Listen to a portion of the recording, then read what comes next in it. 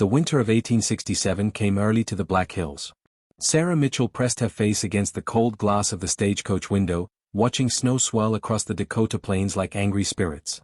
She clutched her mother's silver locket, the only possession she had left after the fever took both parents in St. Louis. At 19, she was traveling to Fort Laramie to live with her uncle, a cavalry officer she had never met. The driver's shout cut through the howling wind. Then came the crack of rifles. Sarah's heart hammered as the coach lurched violently. Through the window, she saw riders emerging from the white curtain of snow, their faces painted for war. The other passengers screamed. An elderly merchant fumbled for his pistol. The young soldier beside Sarah pushed her down just as bullets splintered the wooden frame above their heads. The coach tipped. Sarah felt weightless for a terrible moment before impact sent her crashing into darkness. When consciousness returned, silence surrounded her more completely than the storm. Sarah's head throbbed. Blood trickled warm down her temple. She lay half buried in snow beside the overturned coach. Bodies sprawled around her, still and broken. The merchant. The soldier. The driver. All dead. Terror seized her throat. She tried to stand but her ankle screamed in protest. Through tears and falling snow, she saw them, warriors on horseback, circling like wolves. They spoke in a language that sounded like wind through canyon walls. One dismounted, approaching with a knife drawn. Sarah closed her eyes and thought of her mother's final words, "Be brave, my darling girl." But the killing blow never came. "Stop." The command rang out in perfect English. Sarah's eyes flew open. A man sat astride a painted horse, his presence commanding immediate attention. He wore buckskin adorned with intricate beadwork, and a single eagle feather hung from his long black hair. His face was angular and strong, with eyes that seemed to see through her fear into something deeper. He could not have been more than 30, yet he carried himself with the authority of someone who had led men through fire. "She is injured," he said to his warriors. "She is no threat." The warrior with the knife protested in Lakota, gesturing angrily at the coach and the dead soldiers. The leader listened, then spoke again in their language, his tone leaving no room for argument. The warrior backed away, though his eyes burned with resentment. The leader dismounted and approached Sarah. She tried to crawl backward but her ankle gave way. He knelt in the snow before her, and she found herself staring into dark eyes that held neither cruelty nor pity, only a penetrating assessment. "You are hurt," he said. His English carried a slight accent, each word chosen with care. "The storm grows worse. You will die out here." "Then let me die," Sarah whispered, surprising herself with her defiance. "I won't beg." Something flickered across his face, respect, perhaps, or recognition of shared stubbornness. "I am Tohatan Wikesa, called Strong Wind by my people. I am chief of this band. What is your name?" "Sarah Mitchell." "Sarah Mitchell, I give you a choice.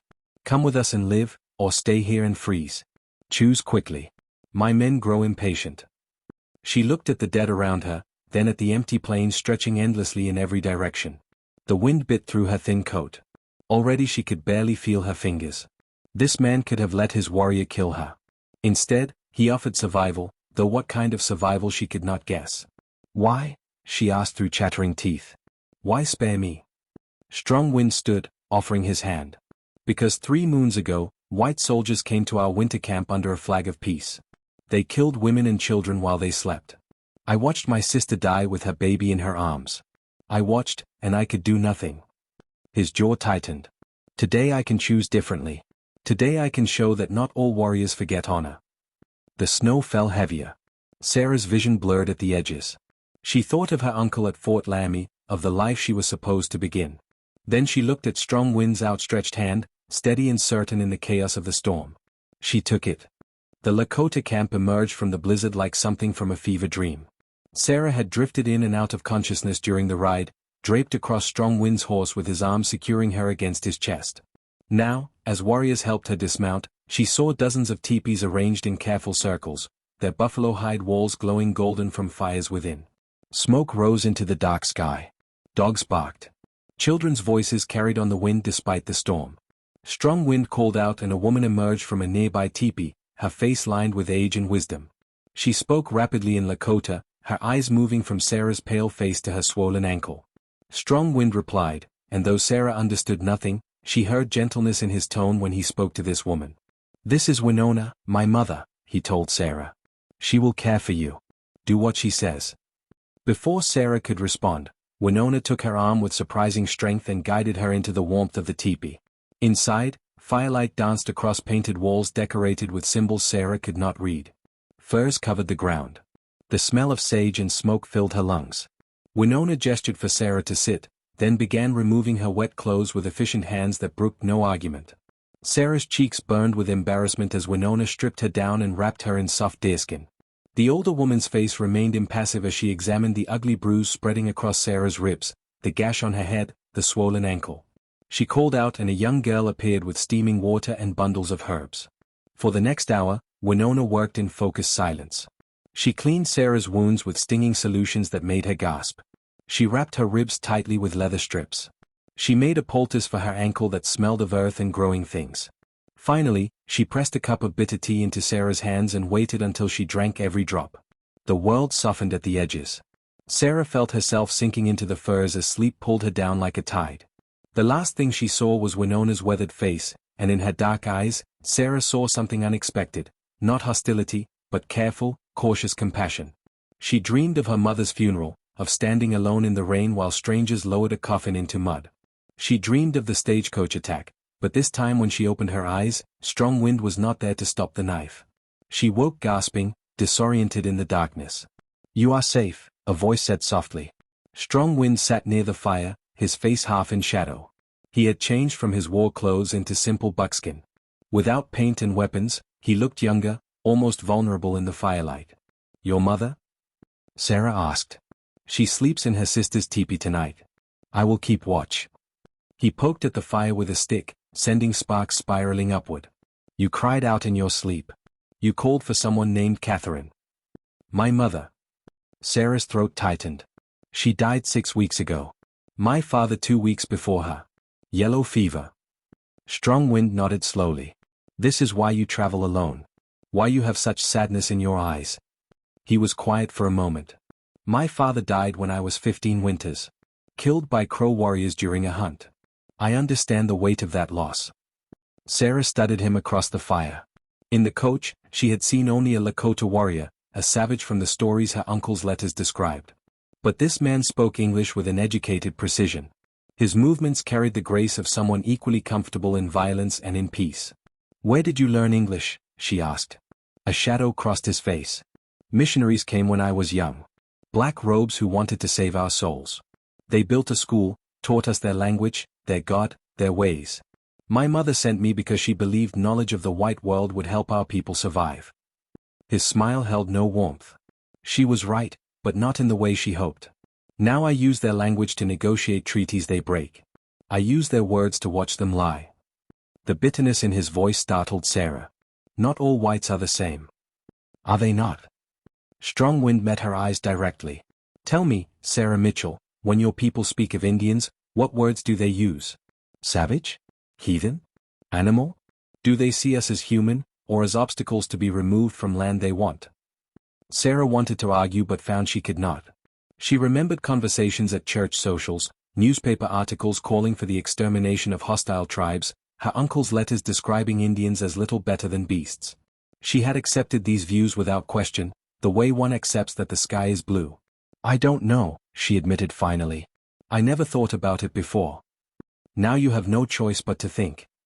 Strong Wind stood, moving to the teepee entrance. He lifted the flap slightly, looking out at the storm. "You are alive because I chose mercy over revenge. But my warriors are angry. They lost brothers in the fight that killed my sister. They see you as the enemy, as a symbol of everything that threatens our way of life." Fear coiled in Sarah's stomach. "Will they kill me?" "Not while I forbid it. I am chief. My word is law." He let the flap fall, turning back to her. "But you must understand your position. You are not a guest. You are not a prisoner. You are something in between, something our language has no word for. You exist in the space between two worlds that are at war." "How long?" Sarah asked. "How long must I stay?" Strong Wind's expression was unreadable. "Until the spring thaw opens the trails. Until it is safe for you to travel. 3 moons, perhaps 4. He returned to his seat by the fire. "Until then, you will learn our ways. You will work alongside our women. You will prove yourself worthy of the mercy I showed you, or you will prove my warriors right to question my judgment." Dawn brought clarity that was almost cruel. Sarah woke to find Winona already moving about the teepee, stirring something in a clay pot suspended over the fire. The older woman glanced at her, nodded once, and returned to her work. No smile, no warmth, but no hostility either. Simply acknowledgement of Sarah's existence. Strong Wind was gone. Winona ladled a thick soup into a wooden bowl and handed it to Sarah. The broth was rich with meat and something earthy Sarah could not identify. Her stomach rebelled at first. She had eaten nothing but stale bread and dried beef for days, but hunger won. She ate slowly while Winona watched with approval. After breakfast, Winona pointed at Sarah's ruined dress, then at a pile of deerskin and sinew. The meaning was clear. Sarah would need proper clothing for winter in a Lakota camp. Over the next hours, Winona showed her how to cut the leather, how to punch holes with a bone awl, how to stitch seams with remarkable precision. Sarah's fingers fumbled, unused to such work. In St. Louis, she had embroidered pillowcases and played piano. She had never made her own clothes, never worked leather, never done anything more strenuous than arrange flowers. Winona showed no patience for incompetence. When Sarah's stitching proved uneven, the older woman pulled it all out and made her start again. And again. And again. Sarah's fingers cramped. Her eyes watered from frustration. But slowly, clumsily, she began to understand the rhythm of the work. Other women came and went throughout the day, their eyes measuring Sarah with open curiosity. Some spoke to Winona in rapid Lakota, their tones questioning. Winona's responses were short, definitive. Sarah caught Strong Wind's name more than once and understood she was under his protection, though what that meant remained unclear. By evening, Sarah had completed a simple dress. It hung awkwardly on her frame, the stitching crooked in places, but it was warm and it was hers. Winona examined it critically, then surprised Sarah by nodding and speaking what might have been approval. That night, Strong Wind returned with fresh deer meat. He acknowledged Sarah with a glance, then spoke with his mother in their language. Winona gestured at Sarah's new dress and said something that made Strong Wind's expression soften almost imperceptibly. "You learn quickly," he said to Sarah. "This is good. It will make things easier." "Easier for whom?" Sarah asked, testing the boundaries of their strange relationship. Strong Wind smiled, the first real smile she had seen from him. It transformed his face, revealing humor beneath the warrior's mask. "For everyone. My mother says you are not completely useless with your hands." High praise from her. Over the meal, Sarah found herself telling him about her life before. About her father's bookshop in St. Louis, about learning piano from a German woman who smelled of lavender, about her mother's garden where roses grew wild against the back fence. The words poured out, a river of memory she had been holding back since the fever took everything. Strong Wind listened without interrupting. When she finished, he said, "Your world was very different from this one." "Yes." Sarah looked around the teepee, at the painted walls and hanging herbs, at Winona working quietly in the corner. "Everything is different here. The sounds, the smells, the way people move through space. Even the silence feels different." "You are learning to see," Strong Wind said. "Most whites look at our world and see only what confirms what they already believe. They see savagery because that is what they expect. You are beginning to see what is actually here." "What do you see when you look at my world?" Sarah asked. His expression darkened. "I see hunger. Not for food, but for land, for gold, for things that can be owned and counted. I see people who believe they have the right to take what they want because their God or their government tells them they are superior. I see a future where my people are pushed onto smaller and smaller pieces of land until we have nothing left but memories." The bleakness in his voice struck Sarah silent. She thought of the maps in her father's bookshop, the great empty spaces marked as Indian territory, the newspaper articles celebrating westward expansion as progress and destiny. She had never questioned the narrative.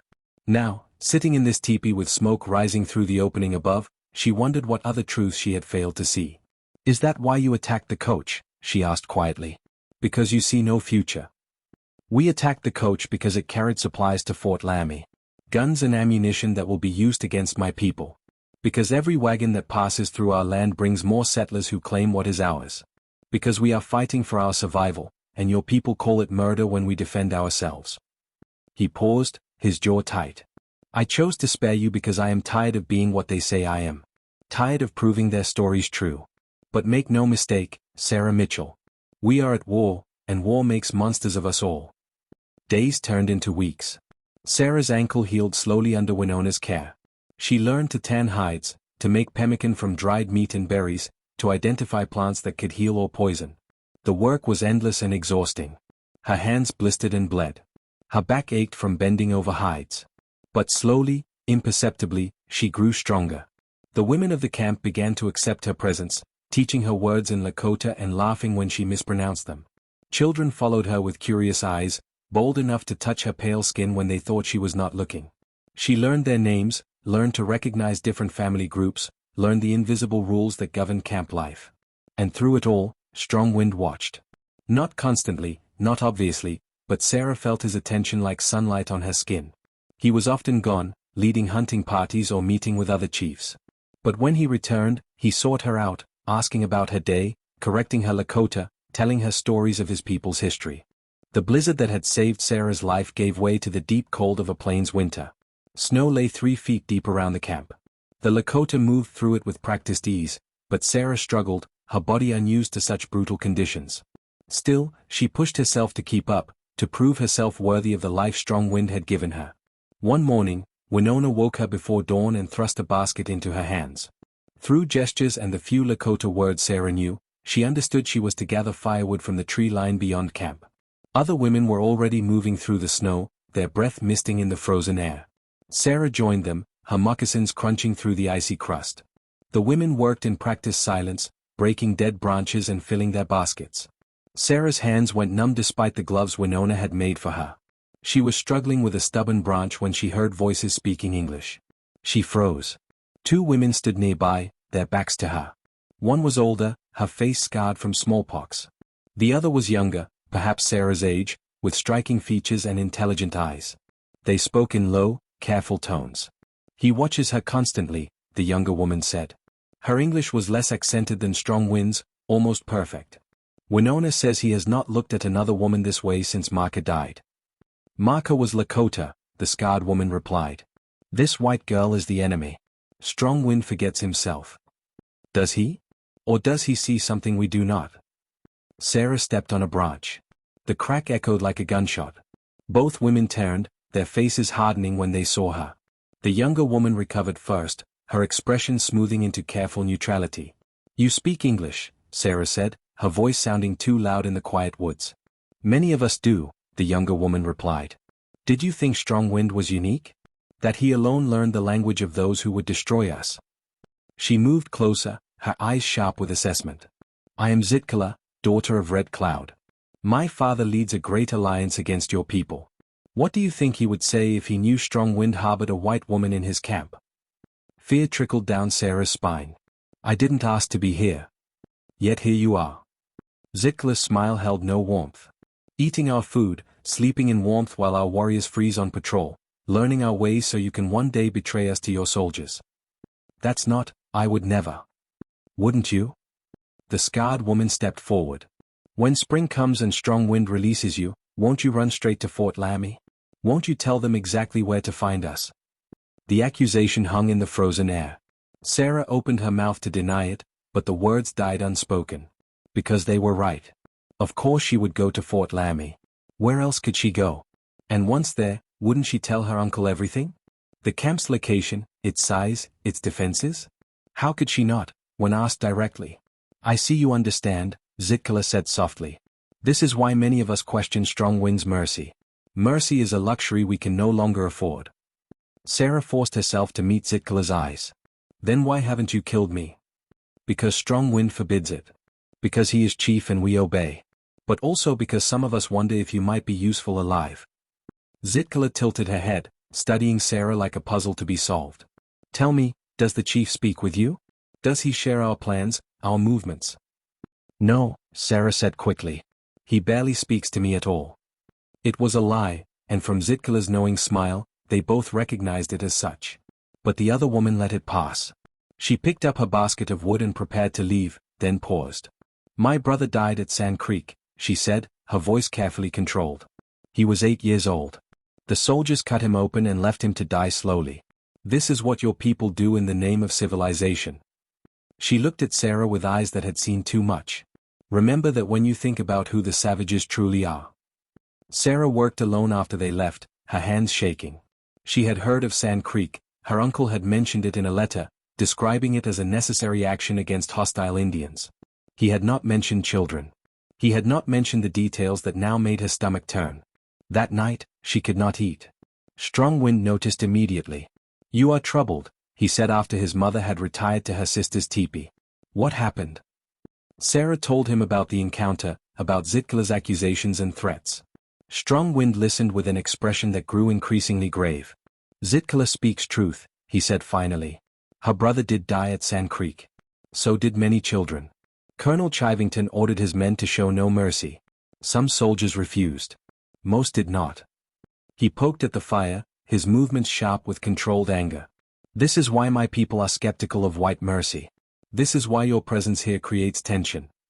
"She asked if I would betray you," Sarah said. "If I would tell the soldiers where to find this camp." "And what did you answer?" Sarah met his eyes across the fire. "I didn't answer.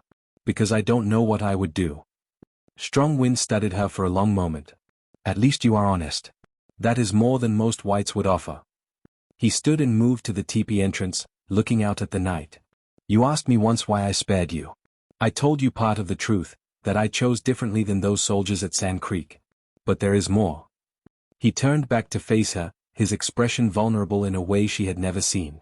"When I looked at you in the snow, bleeding and terrified, I saw my sister. I saw every innocent person caught between two worlds they did not create. I saw someone who might understand, if given the chance, that we are not the monsters in your stories. That we love our children and mourn our dead and want nothing more than to live in peace on the land that was always ours." His voice dropped. "I saved you because I hoped you might become a bridge instead of another wall between us." Sarah's throat tightened. "And if I can't be? If I'm just a white woman who will run back to safety at the first chance?" "Then I will have been wrong," Strong Wind said simply. "And my warriors will have been right. But I do not think I am wrong about you, Sarah Mitchell." Spring came late to the Black Hills, but when it arrived, it transformed the world overnight. Snow melted into rushing streams. The prairie burst into impossible green. Birds returned in great flocks, their songs filling the air with celebration. And with the thaw came soldiers. Strong Wind received word from scouts that a cavalry column was moving through the territory, heading north toward the Black Hills. They were following the same route the stagecoach had taken 4 months earlier, looking for survivors or bodies to recover. Looking, perhaps, for the Indians who had attacked the coach. The camp mobilized with frightening efficiency. Warriors painted themselves for battle. Women and children packed essential supplies, ready to move at a moment's notice. The easy rhythm Sarah had grown accustomed to vanished, replaced by tension thick enough to taste. Strong Wind came to his mother's teepee near midnight. He wore full war paint, and in the firelight he looked like death given form. But when he spoke to Sarah, his voice was gentle. "The soldiers will be here within 2 days. You must leave before they arrive." Sarah's heart hammered. "Leave? To go where?" "I will send 2 warriors to escort you within sight of Fort Laramie. They will leave you near enough to reach safety, but far enough that you cannot reveal our position." He crouched before her, his painted face inches from hers. "I am releasing you. You are free to return to your people." Sarah stared at him, emotions warring inside her chest. 4 months ago, she would have wept with relief at these words.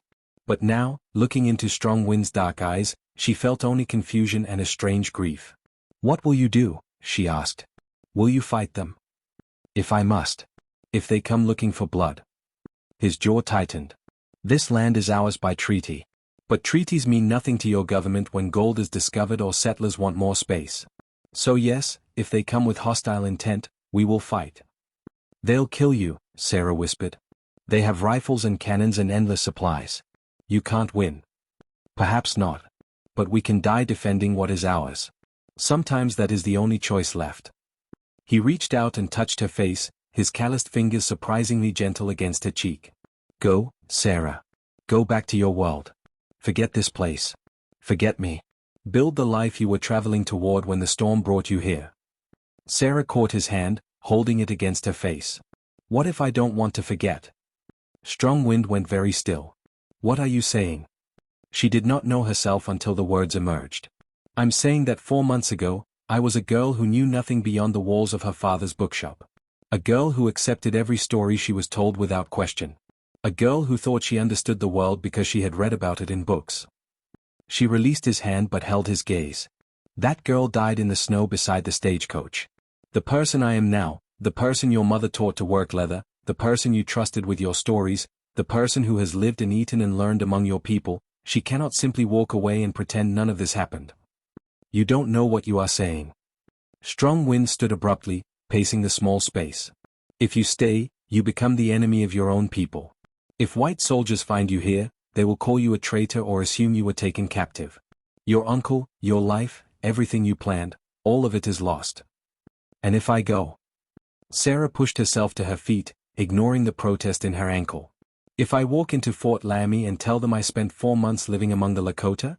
Do you think they will welcome me with open arms?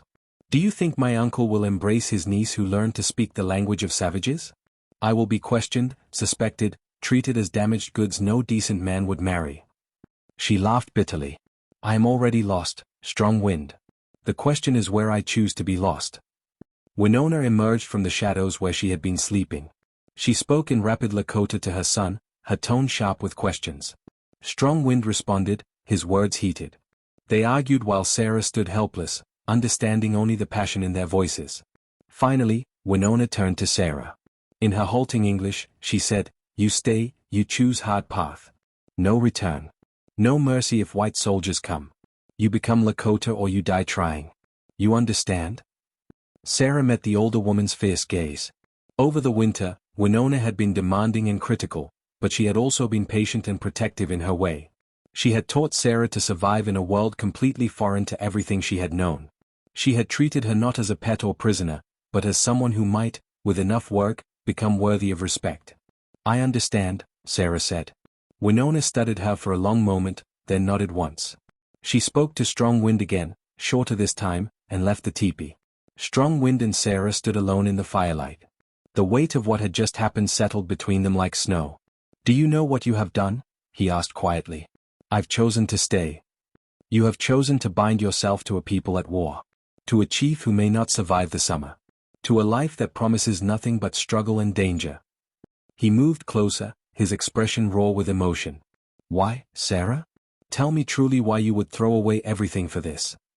Sarah reached up and touched the war paint on his face, her fingers tracing the sharp lines. Because when I look at you, I see someone who chose mercy when revenge would have been easier. Because your mother taught me that strength comes in forms I never imagined. Because in 4 months, your people showed me more honor and integrity than I found in 19 years among my own. She let her hand fall. And because when I imagine riding away from here, when I imagine never seeing you again, my heart breaks in a way I cannot explain or ignore. Strong Wind caught her hand, his grip almost painful. If you stay, I will claim you as my woman. I will make you my wife in the way of my people. There will be talk. Some will say you bewitched me. Others will call me a fool for trusting white skin. We will face judgment from both our worlds, and neither will forgive us easily. I know. The soldiers are coming, Sarah. War is coming. Everything we have built here, the life you are choosing, it may all be gone within a season. I know, she repeated. But I would rather face it here, with you, than spend my life wondering what I was too afraid to choose. Strong Wind pulled her against his chest, his arms wrapping around her with fierce possessiveness. Sarah felt his heart hammering beneath the buckskin, felt the tremor in his hands as he held her. When he spoke, his voice was rough with emotion. Then you will stay. You will be mine and I will be yours, and together we will face whatever comes. He pulled back to look at her face, his thumb brushing away tears she had not realized were falling. I cannot promise you safety or an easy life. I cannot even promise you tomorrow. But I can promise you this, you will never again be alone in the storm. You will always have shelter in my shadow. Outside, the wind carried the sound of warriors preparing for battle. Inside, beside the fire that had warmed her through the brutal winter, Sarah kissed the man who had saved her life and found herself finally, impossibly, home. 2 days later, when the cavalry column arrived, they found the Lakota camp abandoned. Strong Wind had moved his people deeper into the Black Hills, to places only they knew how to find. And with them traveled a white woman who had been given a new name, Wakia Winyang, Lightning Woman, for the storm that had brought her to them and the fierce spirit she showed in choosing to stay. The soldiers never found them. History would record their attack on the stagecoach but nothing of what came after. Sarah Mitchell's uncle would mourn her death, never knowing she lived. And in the years that followed, as the Indian wars raged and treaties were broken and the Lakota were pushed onto reservations, Lightning Woman stood beside Strong Wind, teaching their children to speak both English and Lakota, to remember both worlds, to honor the courage it takes to build bridges between enemies. They would have only 7 years together before a bullet from a soldier's rifle took Strong Wind at the Battle of the Little Bighorn. Sarah, Lightning Woman, would live another 40 years, becoming an elder respected by both Lakota and the few whites who knew her story. She would tell her grandchildren about the storm that changed everything, about a choice made beside a fire, about love that grew in the space between two worlds at war. And she would tell them that sometimes the bravest thing a person can do is choose an uncertain future over a safe past, choose love over fear, choose to become someone new rather than remain who they were. Because that is how bridges are built. That is how healing begins. One choice at a time, one person at a time, in the shelter of those brave enough to extend their shadow to strangers in the storm.